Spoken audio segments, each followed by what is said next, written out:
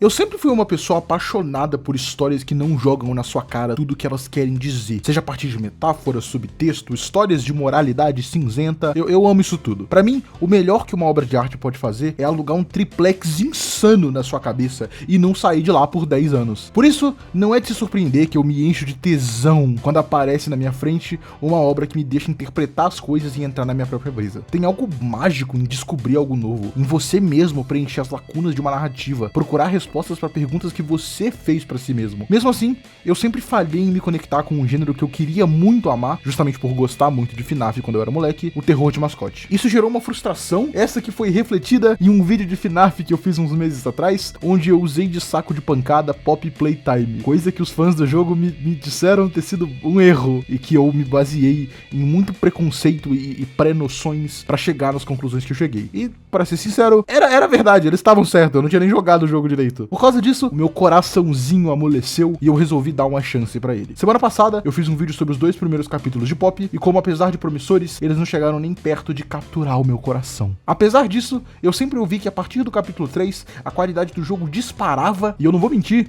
eu tava muito intrigado. Esse é o momento da verdade, rapaziada. O momento de ver se Pop Playtime conseguiu se redimir. Eu sou o Pinho e agora a gente começou de verdade.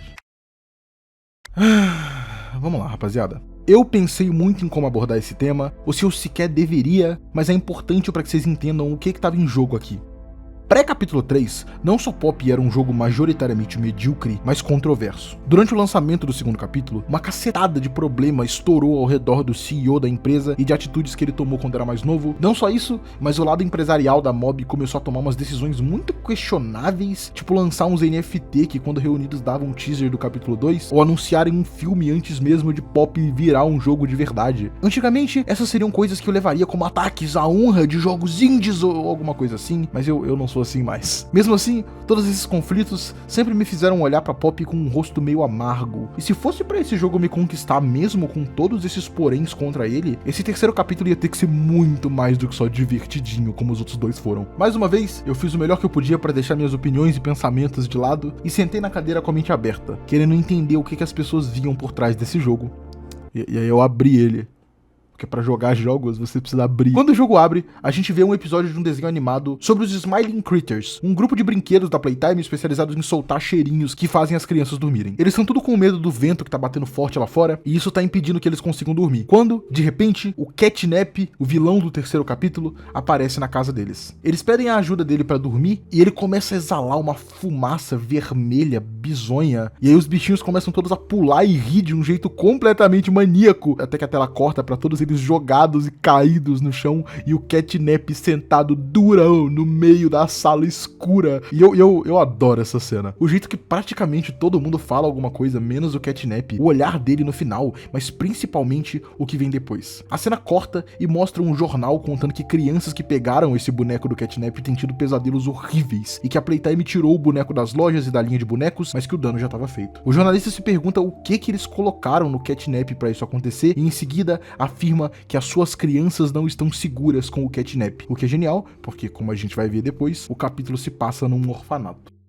Apesar de gritar fino e entrar em pânico em situações de tensão, eu não consigo não me sentir fascinado por uma boa história de terror. É um jeito muito único de construir uma narrativa, principalmente porque mais do que em qualquer outro gênero, a forma que você entrega a história é muito mais importante do que a história em si. Até o momento, eu senti que Pop estava contando a sua história de um jeito interessante, mas não inovador, coisa que esse jogo sempre teve potencial para ser. Depois de jogar o capítulo 2, minha esperança de que a franquia ia virar uma parada genuinamente especial estava praticamente nula, pelo menos até eu ver o Catnap. Já que esse bicho é bem legal. A gente vê o Catnap tirando a gente dos destroços do trem do final do último capítulo e arrastando a gente até um compactador de lixo. E eu simplesmente amo o jeito que eles usam ele aqui. Eles não mostram nada mais do que eles precisam e por ele ser feito de cores escuras, quando acontece da gente ver o rosto dele, imediatamente o que se destaca é essa porra dessa cara esquisitíssima dele. E aí a gente cai por esse escorregador e tem que passar por uma série de puzzles que são baseados em movimento, o que é muito divertidinho, justamente pelo quão diferentes eles foram de tudo que veio até agora. A gente passa por lugares completamente destruídos e ensanguentados, até cair numa sala sala onde a gente encontra uma fita. Ela basicamente só reforça tudo que a gente já sabe sobre o catnap em relação ao gás que faz as pessoas dormir e como ele dá pesadelos horríveis, mas é muito legal como eles estão deixando de usar as fitas só como ferramenta sem contexto pra jogar lore, e sim como uma forma de gerar atmosfera, algo que faz o catnap funcionar 20 vezes mais do que qualquer um dos antagonistas anteriores. Em um determinado ponto, enquanto a gente tá fazendo uns puzzles, a gente ouve um telefone tocando. Quando a gente termina e libera a passagem pra continuar, ele tá ali na parede, e quando eu atendi, a gente começa a conversar com uma das piores coisas que esse jogo tem a oferecer até agora, o Wally.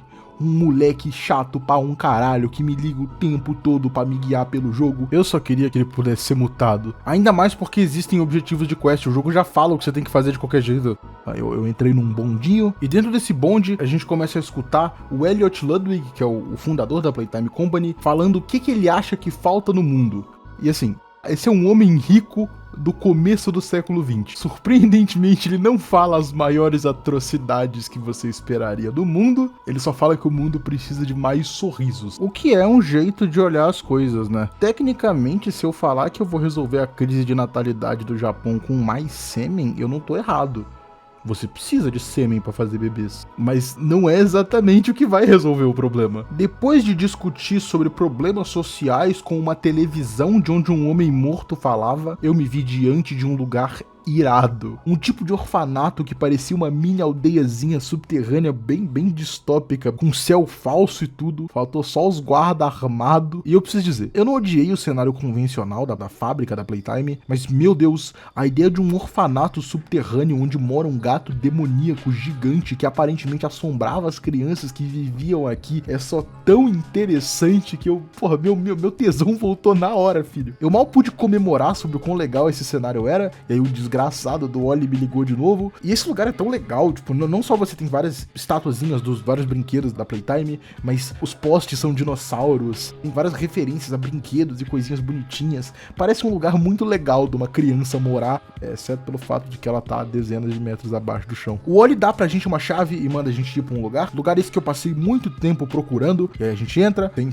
esse computador com esse gás gigante, ele fala que a gente tem que mandar esse gás pra esquerda, e aí Pop dá uma de Portal 2 de novo, com uma luva nova que me permite dar um pulo em lugares específicos, e enquanto a gente liga a fumaça, alguma coisa desliga a energia do berçário inteiro. Agora, a gente precisa entrar nos prédios do orfanato e usar os geradores deles para energizar essa ala principal, para poder voltar a redirecionar a fumaça. O primeiro dos lugares é o Lar Docilar, onde as crianças dormiam, e imediatamente quando a gente entra, a gente é mamado com fumaça vermelha pra cacete, começa a ouvir notícias de um rádio dizendo que uma criança foi encontrada aberta na casa do falecido Elliot Ludwig. O rádio vai falando mais coisas e eventualmente você encontra um telefone onde o Wally vira pra você e fala: "Você precisa correr!"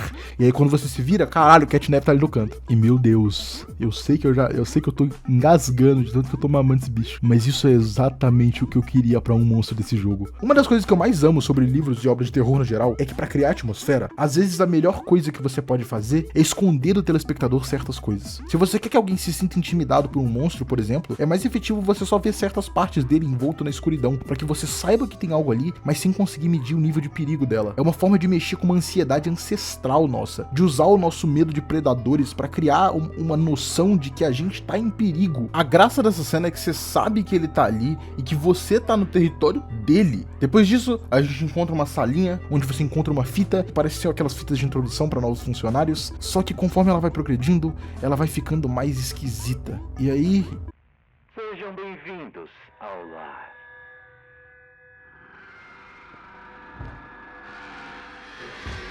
E eu sei que gostam dessa cena, e em partes eu consigo entender porquê, mas quando eu vi isso, desculpa, mano, eu comecei a rir de novo. Eu sei que isso tá acontecendo muito, mas olha a cara de burro dele, mano. O discurso da fita em si é muito legal, mas o Nightmare Huggy Wuggy saindo da TV é foda. A gente acorda no meio da casa e passa por uma sequência sofrida de diversos quebra-cabeças que me manteve preso ali por papo de 40 minutos. Quando eu passava de um, a minha recompensa por isso era fazer outro, e mais outro, e mais outro, e eu comecei a ficar muito exausto e eu só queria que acabasse logo. E assim que eu saí dessa casa infernal, eu só tirei uma pausa. E aí... a gente precisa ter mais uma conversa séria que tava me incomodando muito. Eu tenho um problema com os puzzles de Poppy Playtime. Não com ele ser um jogo de puzzle. Eu gosto muito de jogos de puzzle. É especificamente com o tipo de quebra-cabeça que ele coloca ali. E isso é tanto narrativamente quanto mecanicamente. Não só eles não parecem ter um lugar do jeito que eles são, mas você vai me dizer que esses caras usavam torretas de luz e postes que giram pra ligar a energia do lugar enquanto eles botavam crianças em robôs e monstros feitos de carne? É uma dissonância temática muito grande. Meu ponto aqui não é que o jogo não deveria ter puzzles. Meu problema é que parece que os quebra-cabeças são mais colocados pra aumentar o tempo de jogo do que realmente eleva a história. E o problema é que eles já inventaram uma solução pra isso. No começo do capítulo 3, a gente vê vários puzzles que são muito mais físicos e que dependem menos da Grab Pack. Mesmo que ela seja a gimmick do jogo, eu acho que a partir do momento que você só depende dela o tempo todo, começa a ficar exaustivo. E considerando que as mudanças que a gente teve até agora não foram muito substanciais, a gente mal usa essa luva roxa, começa a ficar muito repetitivo. Eu entendo que isso pode ser algo bobo pra muita gente, principalmente porque eu sei que muitos de vocês nem jogaram o jogo, mas me incomoda profundamente porque eu conheço o tipo de jogo que Poppy tá tentando ser e eu sei o que eles estão tentando emular. Em abril de 2011, rapaziada, a Valve inventou os jogos de puzzle com Portal 2. E em 2016, a minha vida inteira foi descarrilhada por esse jogo. Eu amo a série Portal com todas as minhas forças, de um jeito que vocês não estão ligados. Eu gastei mais tempo do que eu deveria jogando todos eles repetidamente, e eu chorava no sofá da casa da minha mãe com 14 anos de idade, ouvindo Don't Say Goodbye, que é uma das músicas rejeitadas no final do segundo jogo, enquanto eu tinha minhas primeiras crises existenciais da vida. Todo final de ano eu abro algum dos dois jogos ou algum mod e jogo por um tempo, geralmente zero de novo. Por isso, quando eu sentei com o Poppy e vi o quão parecido com o Portal ele era, eu fiquei empolgado. Mas quanto mais puzzles eu ia fazendo e quanto mais eu via que a gente não ia ganhar nenhum pedaço de lore relevante ou algum diálogo divertido enquanto eles aconteciam, eu fui assolado pela terrível realização de que eles não importam. Eles são filler. Pra que não fique cansativo, Portal sempre coloca a GLaDOS conversando com você, ou o Whitley, que são dois personagens do jogo. Sempre tem algum companion ou alguma coisa acontecendo pra que você sinta que você tá progredindo em alguma coisa. Com Poppy, eu sinto que quando a gente entra em um puzzle, a história inteira pausa e espera a gente acabar para que ela possa continuar. A motivação pro puzzle é acabar ele pra ver uma parada legal. O puzzle em si não é a parada legal.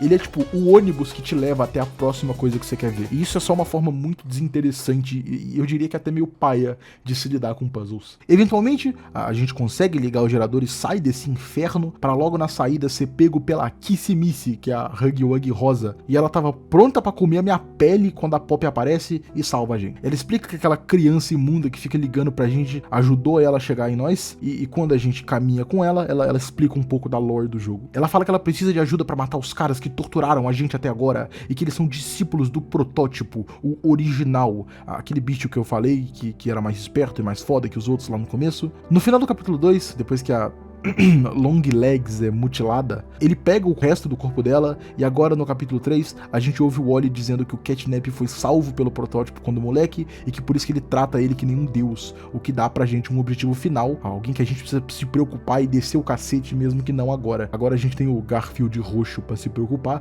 e bater em qualquer Garfield que seja nunca vai ser algo ruim pra mim. A Poppy se despede da gente e a gente vai até a segunda região, a escola, um lugar completamente destruído com a frase "A Hora da Alegria" escrita em sangue na parede em vários lugares, e lembra disso porque isso vai ser importante depois. Enquanto a gente resolve uns puzzles, a gente ouve uma voz no alto-falante dizendo pra não correr nos corredores, aquela parada bem de escola mesmo, até que pouco tempo depois, quando ela fala de novo, ela pessoalmente menciona a gente e fala: você trampava na fábrica, é que você bota o áudio dela, obrigado. Ela diz que a gente tá procurando pelos nossos colegas de trabalho, o que parece uma motivação plausível, mas ela não teria como saber disso, e honestamente nem eu sei se isso é verdade, é só mais um caso da motivação do personagem sendo uma parada estranha. A gente faz mais um puzzle e enquanto a gente tá saindo, a desgraçada aparece e destrói a máquina que a gente tava mexendo em e começa a vir atrás da gente. Mas ela só se mexe quando a gente tá olhando pra ela. E eu não vou mentir, meu coração amoleceu. Alguns anos atrás, eu joguei Spooky Jumpscare Mansion com uns amigos, tá tudo não listado numa playlist aqui no canal, e foi um período muito importante pra mim. A gente ficou particularmente preso no segundo ou terceiro dos monstros, que eu carinhosamente apelidei de Madeirinha, e ele tinha a mesma mecânica de só se mexer quando você não tá olhando pra ele. Isso, misturado com Spooky que ser orquestrado de um jeito parecido com Pop, onde cada região tem um monstro próprio, eu fiquei nostálgico, eu admito. Foi que nem aquela cena do Ratatouille. A gente passa por uma região cavernosa e ganha uma mão nova, que é uma de sinalizador. A gente faz mais uns puzzles, e mesmo com meus problemas com os puzzles desse jogo, esses foram bem divertidinhos, eu passei algum tempo preso neles, mas tava legal. E então, a gente encontra isso. E eu demorei um tempo pra entender o que eu tava olhando.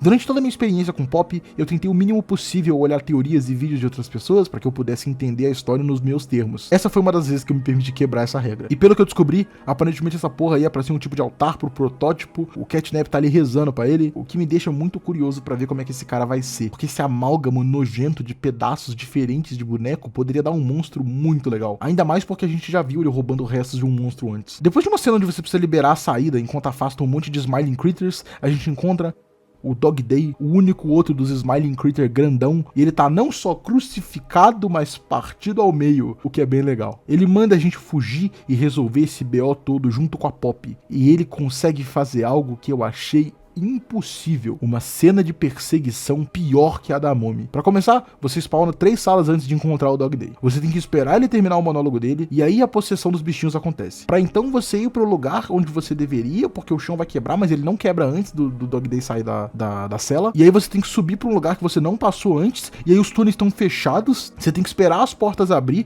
você não tem como prever sem morrer o que vai acontecer. Tem essa parada de game design puro, de que quando você quer guiar o player, você usa de luzes pra isso. E Pop era muito bom nisso até agora, mas por algum motivo nessa cena de perseguição eles botam as luzes nos lugares que você não deveria ir, e isso é só às vezes também, não é toda vez. Então você acaba ficando muito desorientado e não sabendo no que confiar, e quando você morre tem aquela parada toda que eu falei, de que a tela fica preta, loading, tela branca, aí você tem que ir pra sala do lugar, depois você tem que esperar o Dog Day começar a ir atrás de você, e isso leva muito mais tempo do que deveria. A esse ponto eu tava exausto, eu tava mais de 4 horas jogando essa porra. Eu fui pra última região, resolvi um puzzle bugadíssimo, me perdi várias vezes, até que o Catnap me deu uma porrada na cara e eu fui nocauteado. E aí tem toda uma sequência de alucinação muito longa, onde a Pop basicamente te pergunta se você tem alguma ideia do nível das coisas que aconteceram nessa fábrica. E é uma cena legal, mas você fica basicamente só esperando a Pop terminar de falar enquanto você olha ao redor, e só me deixou com muita vontade de ter um botão de skipar cutscene, porque quando você tá vendo isso a primeira vez é legal. Quando você tá vendo isso na 6ª vez pra pegar filmagem, você quer morrer. A gente vai até a sala central e liga o último gerador, caminha até o lugar onde a gente redireciona a bateria, e quando a gente vai ligar as coisas, o Catnap aparece. A gente faz as paradas,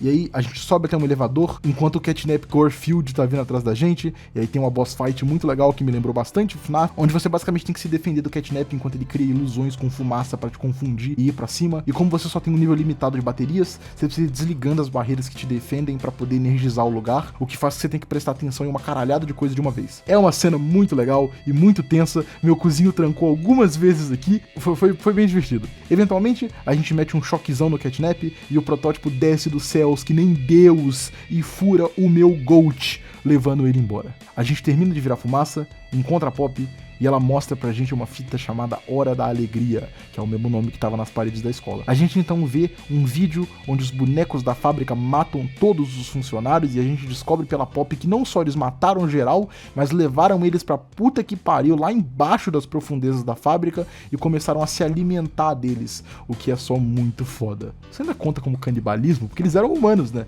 Tecnicamente é canibalismo. São crianças cometendo canibalismo. Isso é muito legal. A gente desce com a Pop pra mais fundo na fábrica, mas aqui se é atacada por alguma coisa. A gente tenta subir, mas a escotilha fecha e é assim que o capítulo acaba.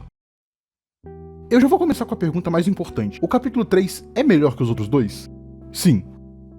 Pra caralho, não tem nem discussão. Eu adoro o Catnap, adoro o Bersário, adoro o Delight, e o fato de que cada um desses personagens ganha uma área deles pra te infernizar só torna a parada ainda mais atmosférica, e eu acho que esse é todo o ponto do capítulo 3, atmosfera. Mesmo que ainda tenha muita coisa de lore, parece que isso tudo tomou um backseat insano pra nova prioridade principal, que era só criar um jogo bom. Certas partes são definitivamente melhores enquanto você assiste, eu não consigo tirar da minha cabeça a ideia de que esse jogo foi feito primordialmente pra você assistir e não pra jogar, e certas cenas não me pegaram tanto quanto pegaram pessoas que eu conheço, mas no fim do dia, mesmo com os meus problemas envolvendo esse capítulo, eu saí tendo me divertido muito, mesmo que tenha sido cansativo. Não foi uma experiência sem nenhum problema, mas foi uma boa experiência. Um ponto que eu vi sendo levantado algumas vezes nos meus comentários, e que eu acho que é o ponto certo pra falar sobre, pelo menos em partes, é o quesito da infantilização do terror de pop, e sobre como o jogo não pode ser infantil porque tem sangue. E a questão central pra mim é que não é nem sobre ter sangue ou não, mas a forma que eles apresentam os temas e os acontecimentos. O capítulo 3 é o mais maduro que pop teve até agora, talvez por uma decisão interna de crescer com a própria audiência, que é inegavelmente um público mais adolescente, ou talvez por uma necessidade de expandir o território que o jogo cobre. De um jeito ou de outro, é uma melhora palpável. Não só a gente tem monstros com designs mais agressivos, uma distorção ainda maior da parada que reside no núcleo do terror de mascote, isso sendo a distorção de coisas infantis, mas ambientes muito mais densos e únicos que resultam numa experiência muito mais amarradinha no geral, mesmo que eu ainda gostaria que esse jogo tivesse mais tempo na sala de concepção de ideias pra arrumar esses puzzles e mais tempo cozinhando pra arrumar esses bugs. No geral, é um jogo bom, e eu tô otimista pro próximo e último capítulo até agora, o capítulo 4. Eu sou o Pinho, e muito obrigado por assistir. Esse vídeo foi um sufoco pra fazer, e eu espero que vocês tenham gostado. A gente se vê semana que vem.